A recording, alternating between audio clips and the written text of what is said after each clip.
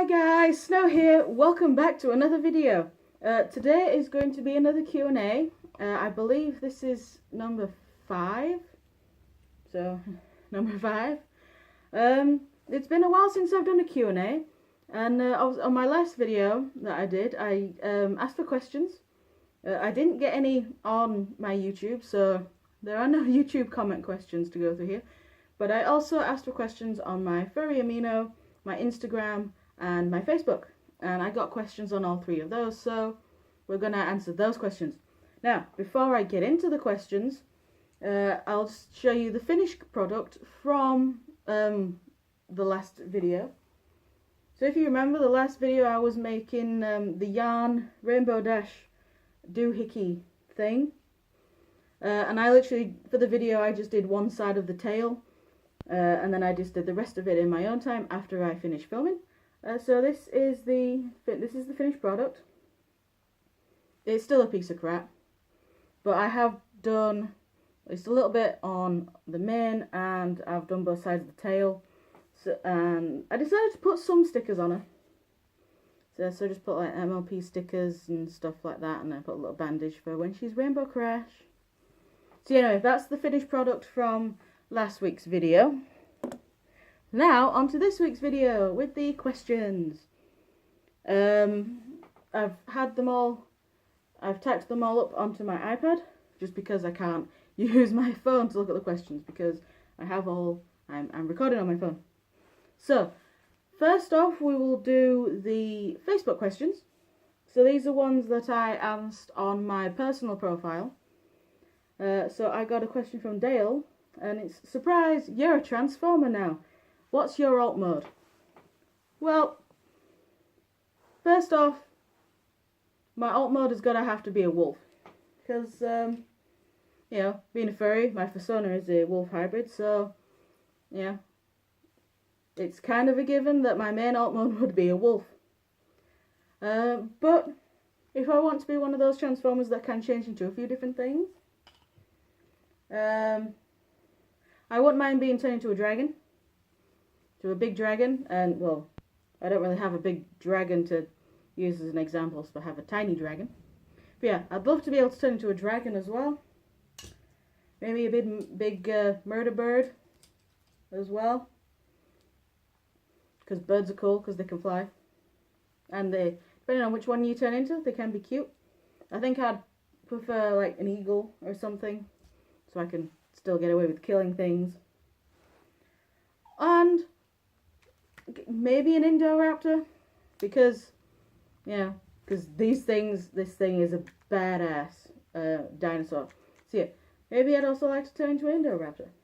But if I could only turn into one thing, then it's going to have to be a wolf, just because wolves are awesome. Right, I got another question from my friend Lily, saying, who's my favourite pony? For My Little Pony questions, because I did give My Little Pony as being a topic, and my favourite's gonna have to be Pinkie Pie.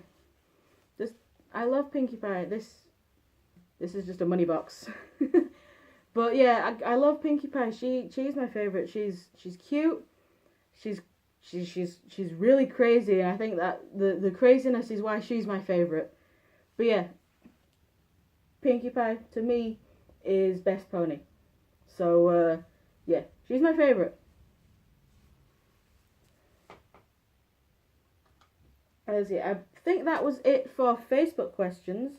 And my iPad has decided to lock itself, so I need to unlock it. So, yeah. Sorry, I know. So, yeah, that was it for Facebook questions. So now I'll go on to my Furry Amino questions. So we had one from TrinaTube87 saying, who's my favourite My Little Pony character so far?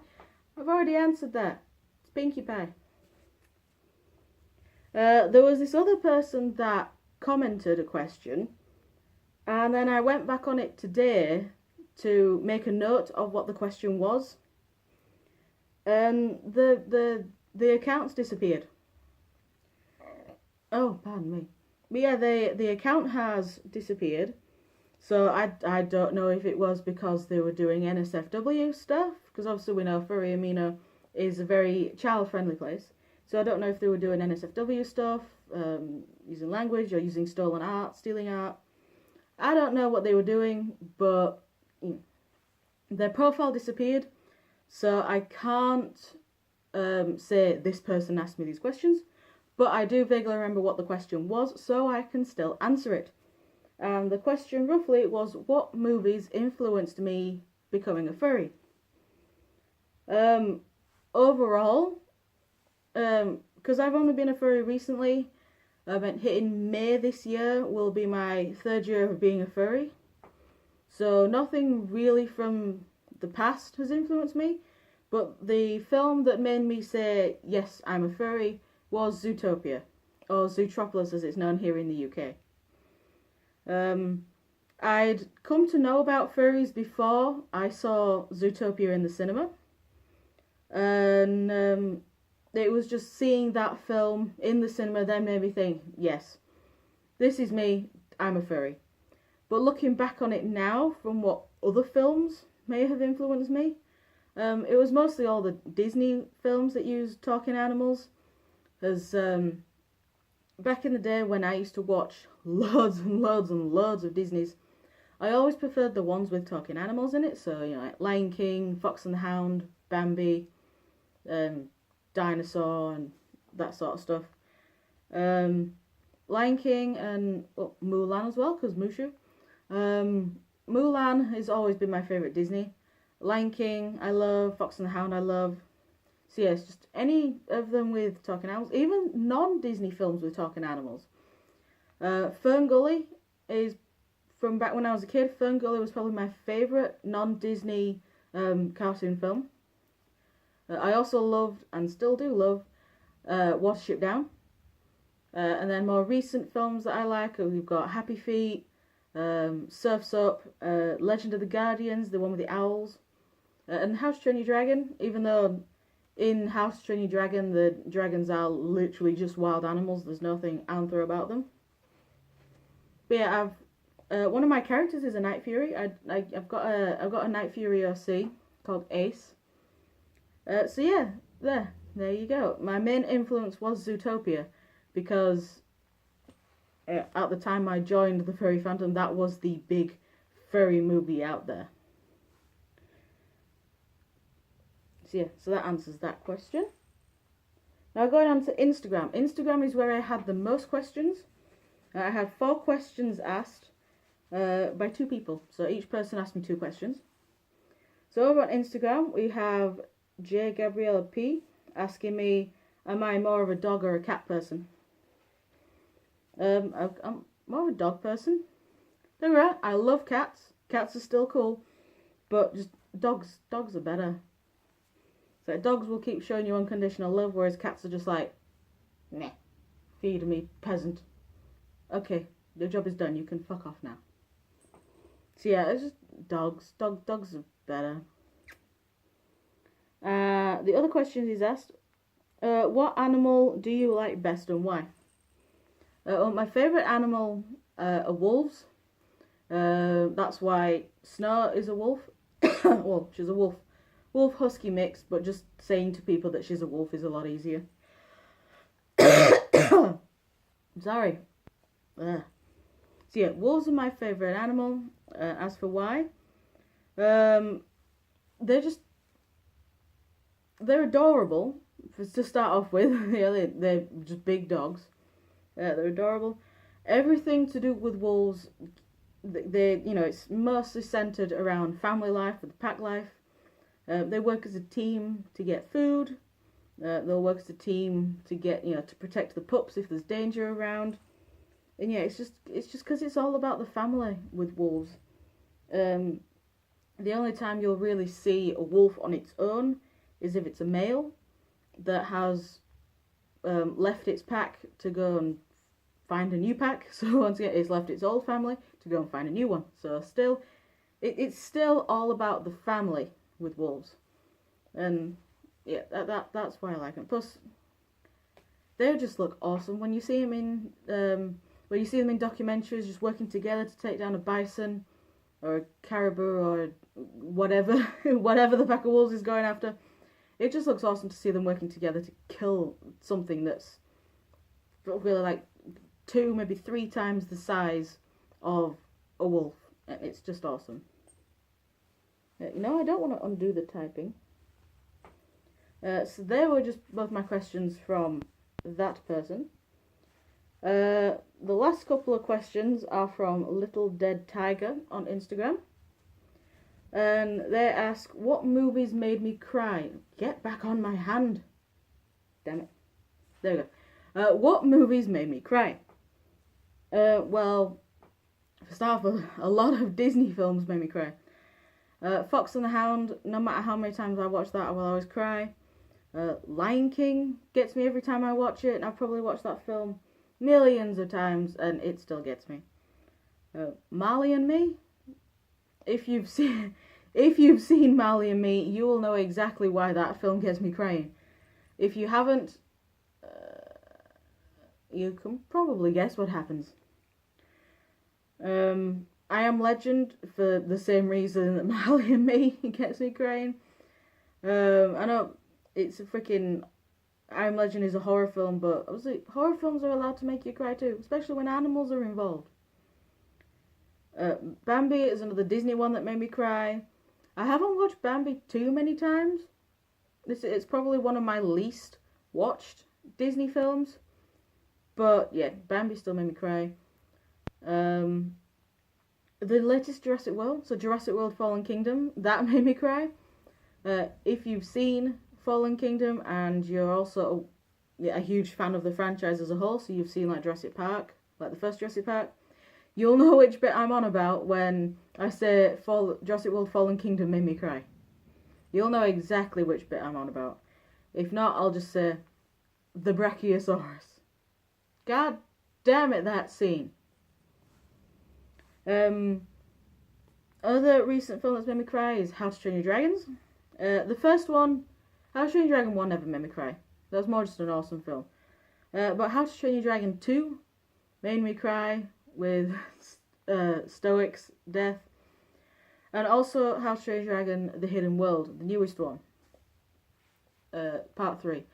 That one made me cry. Not gonna say anything about why or what scene or how or when, because spoilers, and I believe it's still at the cinema in the UK. If not, then it's only just ended its run. So once again, I'm not gonna say anything because spoilers. So yeah, I'm not one to give spoilers. I don't really like receiving them. So if anyone wants to discuss anything about the film, I mean, you can happily discuss How to Train Your Dragon and Jurassic World in the comments, just because I've seen the films, but just be aware that not everyone who's watched has seen them, so no spoilers, please. One film that's made me cry that's nothing to do with animals, for once, was Train to Busan, the Korean zombie film, but it's just zombies on a train. The ending of that made me cry, and it's, you know, along with I Am Legend, it's one of the few horror films that's made me cry. So kudos to them. They did well for making me cry. So enough of enough about what films made me cry. I don't want to talk about them anymore. The other question, and this is the final question, because this is probably the question I'm going to babble on about the most. Little Dead Tiger also asked me, what's my favourite anime, why, and how did I find it? Well, I can get rid of my iPad now. My favourite anime is Psychopaths. I love it. Yeah, it's to me, obviously by far it's probably not the best anime ever made for people who've watched nearly every single anime under the sun. To me, it's my personal favourite. To me, it's the best one, but obviously everyone has their own taste. But yeah, Psychopaths is my favourite anime. As for why it's my favourite, well, the story is awesome. I love the story. It's an anime that's more realistic, because obviously one of the things that anime is famous for is being weird, wacky, over the top, very colourful. No wrong, I do like anime that are like that. There are some anime that I like that are very colourful and weird. But Psycho-Pass is one of those that's very down to earth.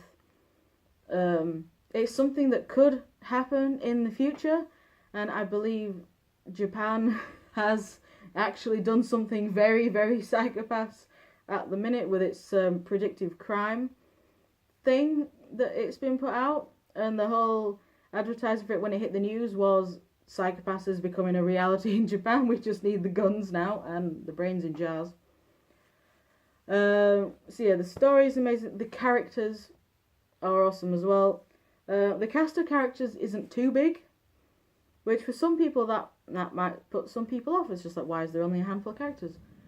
But to me, I like it when shows, films, TV shows, anime, have a very small cast.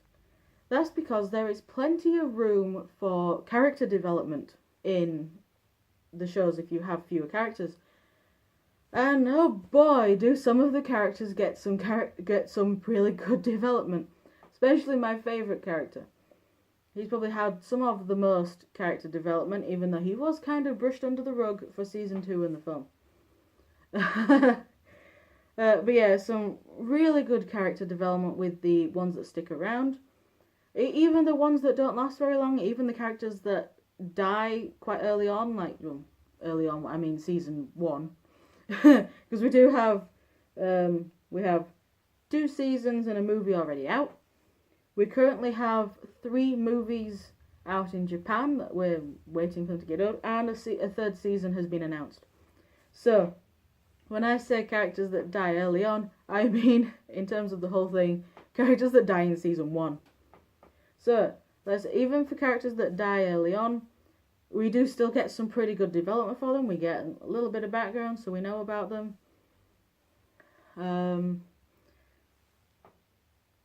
My favourite character, the guys that are in it, the characters are hot. Especially my favourite. This is Gino. He's my favourite character. He's also my husbando. He's mine. He's mine. He's all mine. But yeah, I love him. This is how he looks in season 1. That's his season 1 appearance. Design-wise, he probably goes through the most design changes, because it looks like that in season 1. It looks like that in season 1.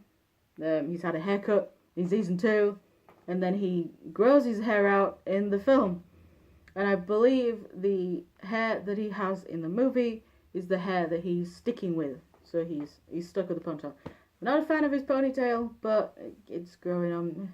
It's growing on me, but it's still my least favourite of his hairstyles. Also, for Psycho-Pass, the guns are awesome. I meant, the guns are just so cool. So when you aim it at someone, you can't automatically shoot them. You have to wait until the gun tells you you can shoot them or not. If the gun doesn't want to shoot, the trigger is locked and nothing happens. See it? The guns are cool. Mine still has the tag on it. When I took it to a convention, I meant this is the tag that says this gun is safe. Yeah, you're safe to wave it around and shove it in people's faces, basically. But yeah, the guns are cool. They talk to you, they light up, they transform. If they really don't like you, they can make you explode. If they're a bit about you, they'll just paralyze you, and then you'll get taken away for questioning.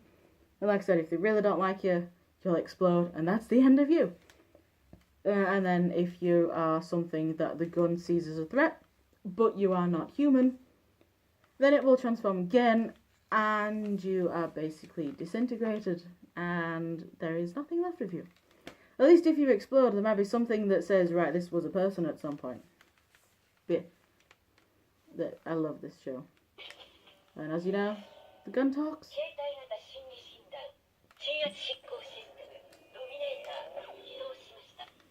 Obviously, this came from Japan, but so it speaks Japanese, but I roughly know pretty much everything this gun says. Having watched Psycho-Pass probably going 40, 50 times now. And that's everything. That's not just 40, 50 times for season 1. That's like season 1, 2, and the film included.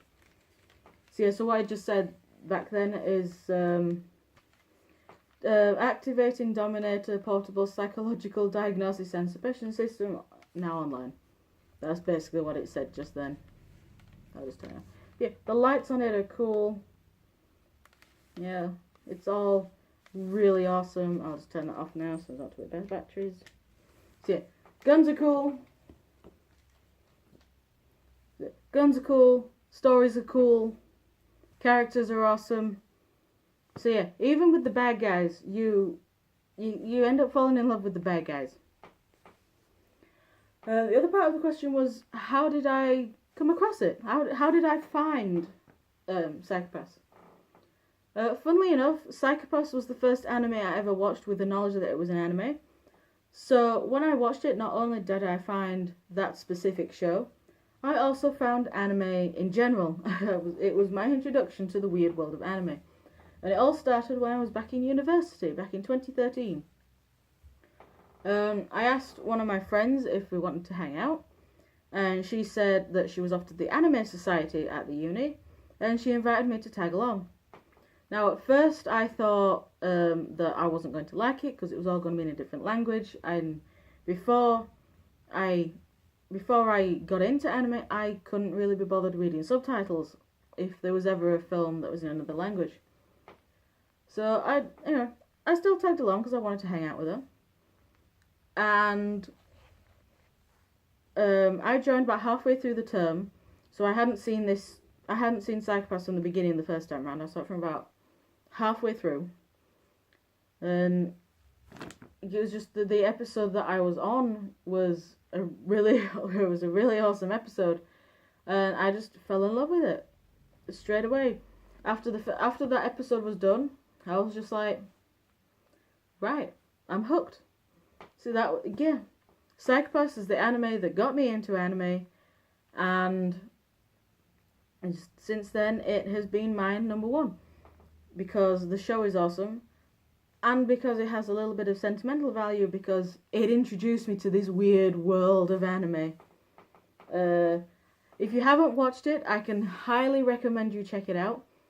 It's not for everyone. It's very adult oriented. It's not for kids. It can get gory in places. There's not that much swearing, so I'm not going to say language is an issue, but it's definitely the blood and the gore and the sexual themes of some of the episodes. As let's just say, in season 1, the very first episode, the police are on a rape case, and yeah, that was how you're introduced to the show. That was your introduction to the world of the police in Psycho-Pass, because it follows the police. It's not about generic life. It all follows the police. But yeah, I highly recommend it. If you haven't watched it, go check it out. You're not going to be disappointed. If you like psychological anime, you're not going to be disappointed. And that is it. That comes to the end of this Q&A. It's been a while since I've done one. I've been wanting to do one for a while, but just because of how life is at the moment, I haven't been able to sit down in front of the camera like this and just talk and answer questions. So that is going to be it for today's video. If you want to leave any more questions, please leave them down below, and I shall get them, and I shall use those questions for whenever I do another Q&A in the future. I'm not sure when, because I might leave it a bit before there's another Q&A, just because back when I used to pump out, because I did like 4 Q&As within a short space of time for me, and I was starting to get some of the same questions asked. So I'm going to leave the gaps a little bit longer between my Q&As now. So like I said, still drop questions down below, and I shall answer them in my next Q&A whenever I decide to do it. So thank you very much for watching, guys, and I shall see you all in the next video, whatever that will be. Bye!